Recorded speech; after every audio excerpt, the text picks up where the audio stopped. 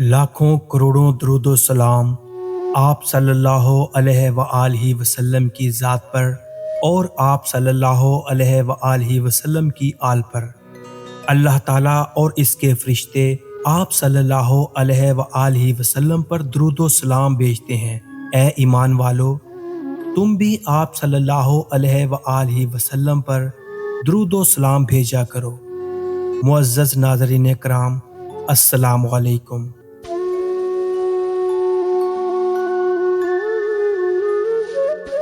محبت مٹ چکی لیکن خلش درد محبت کی جہاں محسوس ہوتی تھی وہاں معلوم ہوتی ہے۔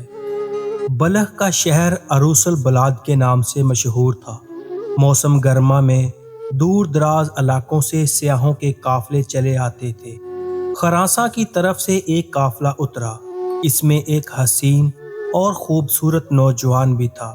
شکستہ پیراہن، بکھرے بال، اداس آنکھیں اور صورت سے انتہائی مسکین معلوم ہوتا تھا۔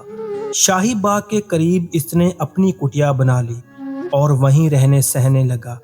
دن بھر شہر کا گشت کرتا اور شام سے پہلے اپنی جھونپڑی میں لوٹ آتا۔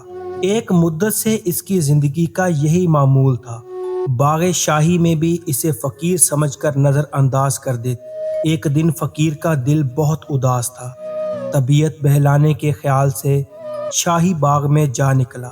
ایک آواز کان میں آئی، کون اجنبی چلا آ رہا ہے؟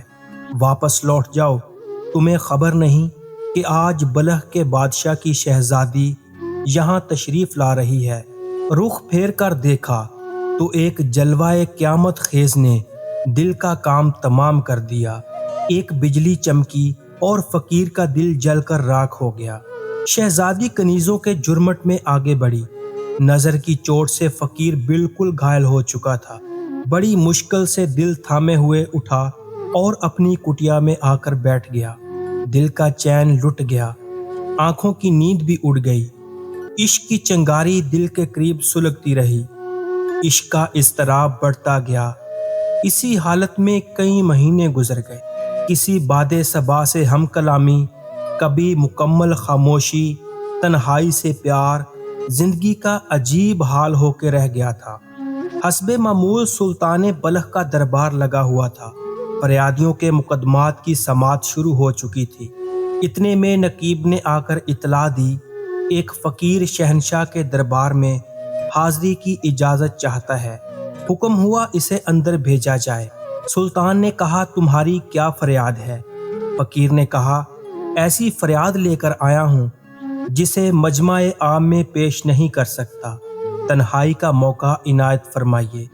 دربار ختم ہونے کے بعد فقیر طلب کیا گیا۔ وزیر نے دریافت کیا، جہاں پناہ کے حضور تمہیں کیا کہنا ہے؟ فقیر نے جرأت سے جواب دیا، جہاں پناہ کی شہزادی سے نکاح کی درخواست لے کر حاضر ہوا ہوں۔ فرط غضب سے وزیر کی آنکھوں میں چنگاریاں اڑنے لگیں۔ وزیر نے کہا، بات کرنے سے پہلے تمہیں اپنی حیثیت کا اندازہ کرنا چاہیے تھا۔ بادشاہ نے وزیر سے کہا، اسے کہہ دو کہ اپنا جواب حاصل کرنے کے لیے 1 ہفتہ کے بعد آئے۔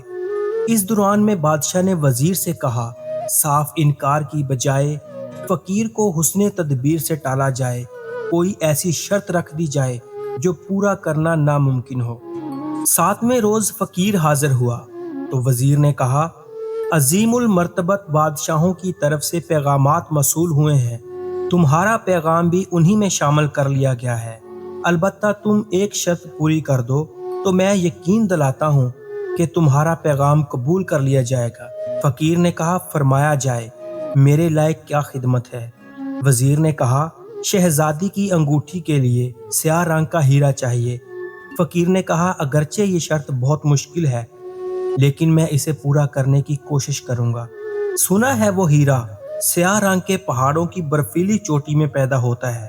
اللہ تعالیٰ میری مدد کرے گا۔ فقیر کچھ عرصہ پہاڑوں کی خاک چھانتا رہا۔ ایک دن پہاڑوں کے سلسلے میں محو خواب تھا کہ ایک بوڑھے شخص نے آ کر جگایا اور کہا، اس کالے پہاڑ کی برفیلی چوٹی سے ایک بہت بڑی چٹان ٹوٹ کر گر گئی ہے۔ تیسا اٹھا اور کاٹ کر اپنے نکلنے کا راستہ بنا لو۔ ورنہ آج شام تک یہ ساری وادی برف کے سیلاب میں ڈوب جائے گی۔ فقیر گھبرا کر اٹھا اور برف کے پہاڑ پر تیسا چلانا شروع کیا۔ بھرپور وار سے چٹان کا بہت بڑا حصہ ٹوٹ کر بکھر گیا۔ جمی ہوئی چٹان کے اندر سیاہ رنگ کا چمکدار ہیرا نظر آیا۔ حیرت کے ساتھ کھود کر نکالا، ایک حیرت انگیز خوشی کے ساتھ کئی دن کی شبانہ روز سفر کے بعد بلخ پہنچ گیا۔ دوسرے دن شاہی دربار میں فاتحانہ انداز میں داخل ہوا۔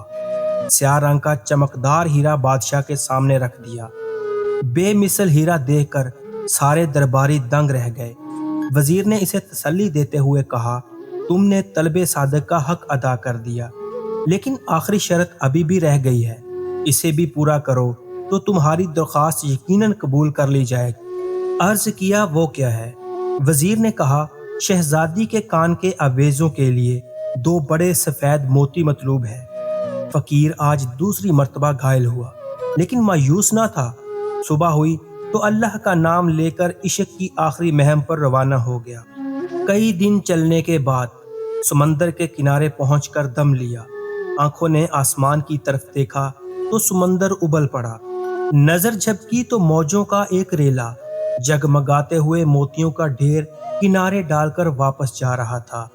فقیر کی پیشانی سجدہ شکر کے لیے زمین پر تھی۔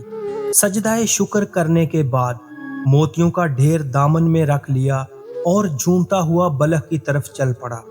بلخ پہنچ کر سیدھا شاہی محل میں داخل ہوا۔ بھرے دربار میں بادشاہوں کے سامنے سارے موتی بکھیر دیے۔ حیرت سے سارے درباریوں پر سکتے کا عالم طاری ہو گیا۔ وزیر نے کہا، تم نے ساری شرطیں پوری کر دی ہیں، لیکن ذرا غور کرو کہ ایک گمنام فقیر اور ایک مغرور شہزادی کے درمیان جو حیثیت کا فرق ہے، اسے کیسے مٹایا جا سکتا ہے؟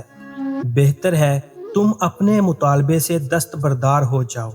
وزیر کا یہ جواب ایک تیز نشتر کی طرح فقیر کے سینے میں پیوست ہو گیا۔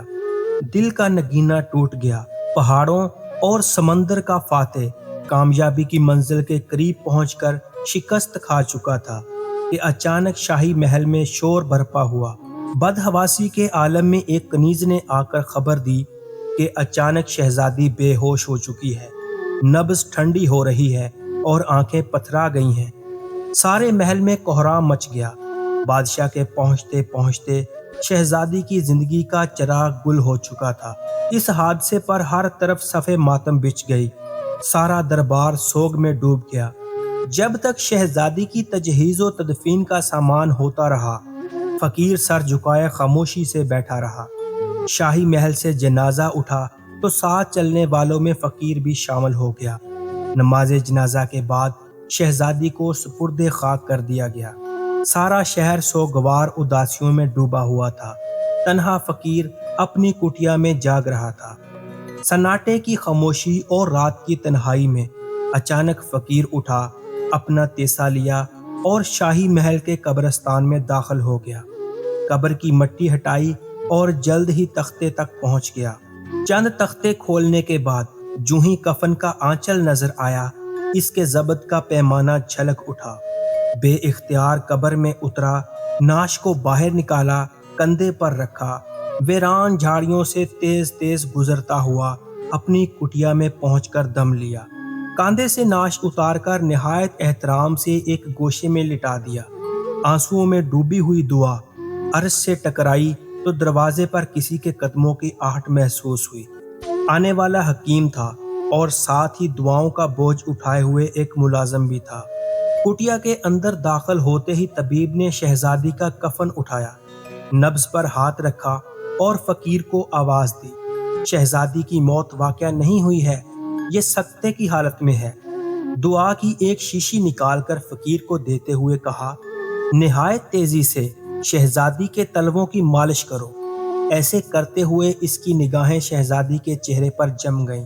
چند لمحے بعد شہزادی کے جسم میں حرکت پیدا ہوئی۔ فقیر یہ کرشمہ دیکھ کر خوشی سے جھوم اٹھا۔ اچانک ایک اجنبی ماحول میں اپنے آپ کو دیکھ کر شہزادی حیران رہ گئی۔ کفن کے آنچل سے منہ ڈھانپتے ہوئے کہا، میں اس وقت کہاں ہوں اور میرے ساتھ کیا واقعہ پیش آیا ہے؟ فقیر نے اپنے جذبات پر قابو پاتے ہوئے جواب دیا، کسی بات کا اندیشہ نہ کریں، آپ اس وقت ایک محفوظ پناہ گاہ میں ہیں۔ اس کے بعد سارا واقعہ تفصیل سے بیان کر دیا۔ شہزادی حیرت میں ڈوبی ہوئی سنتی رہی۔ سارا ماجرا سن لینے کے بعد شہزادی کو عشق صادق کی حمایت میں قدرت کی کارفرمائی کا یقین آ گیا۔ طبیب نے فقیر کو سامنے بٹھایا اور اپنے ملازم کو شاہد بنا کر دونوں کی رسم ادا کر دی، اور فرشتہ غیب کی طرح دعا مانگتا ہوا نظروں سے اوجھل ہو گیا۔ فقیر کی زندگی کا آج نیا دور شروع ہوا تھا۔ شریک غم کی طرح شہزادی نے رفاقت کا حق ادا کر دیا۔ نہایت خندہ پیشانی سے شاہی زندگی غربت و افلاس کے سانحے میں ڈل گئی۔ فقیر کی کٹیا سے شاہی محل کا فاصلہ زیادہ نہ تھا۔ اسے یقین تھا کہ وہ صرف فقیر کے لیے زندہ کی گئی ہے۔ خاندان کی لاڈلی بیٹی کے انتقال کے بعد شاہی محل پر ہمیشہ کے لیے غم چھا گیا تھا۔ دربار کی رونقیں سرد پڑ گئیں۔ ماں باپ بیٹی کی موت کے غم میں اداس رہتے۔ دینی مشاغل سے دلچسپیاں بڑھنے لگیں۔ مسجد، مکتب کی تعمیر اور مجلس واعظ کا انعقاد ان کا مشغلہ بن گیا۔ ہفتے میں ایک دن تعلیمی اداروں کا معائنہ کرنے کے لیے مخصوص تھا۔ آج ایک مکتب کی سالانہ تقریب تھی۔ تمام بچے صاف ستھرے لباس میں بادشاہ کے خیر مقدم کے لیے کھڑے تھے۔ جو ہی بادشاہ کی سواری آئی، تمام بچوں نے جھک کر سلام کیا۔ اسی دوران بادشاہ کی نظر ایک 4 سالہ بچے پر پڑی اور دل اس کی طرف کھینچنے لگا۔ بار بار اسے دیکھنے کی خواہش مچلنے لگی۔ اپنے پاس بلا کر بٹھایا اور معلم سے دریافت کیا کہ اتنا دلکش چہرہ ریاست میں پہلی بار نظر سے گزرا ہے۔ معلم نے جواب دیا، مدرسہ میں داخل ہوئے ابھی چند ہی دن ہوئے ہیں۔ کبھی کبھی اس کا باپ بھی اس کے ساتھ آتا ہے۔ ظاہری حالت سے مسکین آدمی معلوم ہوتا ہے۔ بادشاہ نے حکم دیا اس بچے کو اپنے باپ کے ساتھ دربار میں حاضر کیا جائے۔ فقیر نے شہزادی سے اس کا ذکر کیا تو اس کے چہرے کا رنگ بدل گیا۔ اسے محسوس ہونے لگا کہ شاید قدرت اس کے راز کو بے نقاب کرنا چاہتی ہے۔ حاکم کا حکم تھا۔ دوسرے دن فقیر بھیس بدل کر دربار میں حاضر ہوا۔ سینکڑوں نگاہیں بچے کی طرف مرکوز ہو گئیں۔ تخت شاہی سے اٹھ کر بادشاہ نے بچے کو گود میں بٹھا لیا۔ نامعلوم طور پر دل کی کشش تیز ہو گئی اور رگوں کا خون جوش مارنے لگا۔ ملکہ دوڑی ہوئی خدمت میں حاضر ہوئی۔ مانوس شکل و صورت کا بچہ دیکھ کر ملکہ حیرت میں پڑ گئی۔ بے ساختہ بول اٹھی، ذرا غور سے دیکھیے، اس کی پیشانی اور ہونٹ ہو بہو مرحوم شہزادی کی طرح ہیں۔ جیسے بھی ممکن ہو یہ بچہ مجھے دلا دیجیے۔ بادشاہ نے جواب دیا، میں نے معلوم کیا ہے یہ ایک فقیر کا بچہ ہے، لیکن کسی کی گود کا کھلونا جبراً چھین لینا انسانی مروت کے خلاف ہے۔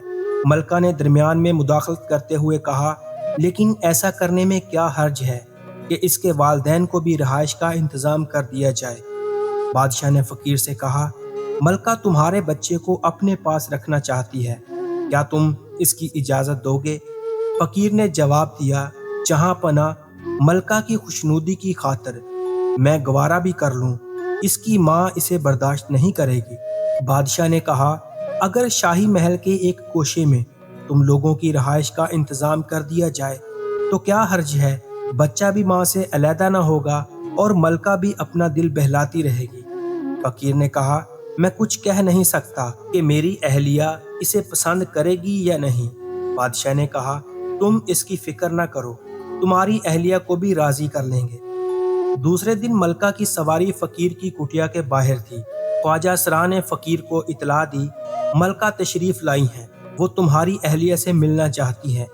یہ سن کر فقیر کا دل دھڑکنے لگا۔ شہزادی کو اطلاع دی گئی، سالہ سال کا مخفی راز آج بے نقاب ہوا چاہتا ہے۔ اب چھپنے کی کوئی گنجائش باقی نہ رہ گئی تھی۔ ملکہ جب کٹیا میں داخل ہوئی تو شہزادی دم بخود کھڑی تھی۔ پہلی نظر پڑتے ہی آنکھ چھپک گئی، دوبارہ کھلی تو سکتے کا عالم طاری ہوا۔ تھوڑی دیر بعد منہ سے ایک چیخ نکلی۔ ملکہ کی فوراً ہی دوسری چیخ بلند ہوئی، دفنائی ہوئی بیٹی کیسے زندہ ہو سکتی ہے؟ ایک ناممکن بات کبھی واقع نہیں ہو سکتی، یہ صرف نظر کا دھوکہ ہے۔ ملکہ نے آنکھیں پھاڑ پھاڑ کر دیکھنا شروع کیا، کیا واقعی شہزادی ہو؟ میری لخت جگر ہو؟ سچ بتاؤ، تم کون ہو؟ شہزادی نے بھرائی ہوئی آواز میں کہا۔ یقین کیجئے میں سچ مچ آپ کی شہزادی ہوں۔ میں آپ کی وہی بد نصیب بیٹی ہوں جسے مردہ سمجھ کر دفنا دیا گیا تھا۔ کرشمہ قدرت سے دوبارہ جی اٹھی ہوں۔ صرف ایک سچے اللہ والے فقیر کے لیے زندہ کی گئی ہوں۔ اس کے بعد شہزادی نے تفصیل سے ساری بات بیان کر دی۔ اب بات کٹیا سے باہر نکل چکی تھی۔ بجلی کی طرح سارے شہر میں خبر پھیل گئی کہ 4 سال کی مری ہوئی شہزادی اچانک جی اٹھی ہے۔ بادشاہ نے سنا تو خوشی سے پاگل ہو گیا۔ یہ سن کر سارا شہر فقیر کی کٹیا کی طرف چل پڑا۔ شاہانہ انداز سے فقیر اور شہزادی کا جلوس نکالا گیا۔ نہایت اعزاز کے ساتھ فقیر کو شاہی محل میں اتارا گیا۔ اب وہ فقیر نہیں تھا بلکہ سلطنت کی آنکھوں کا تارا تھا۔ بادشاہ کا ولی عہد اب بلخ کا بادشاہ بن گیا تھا۔ تاریخ ولایت میں اس فقیر کا نام حضرت ابراہیم ادم بلخی رحمۃ اللہ علیہ مشہور ہے۔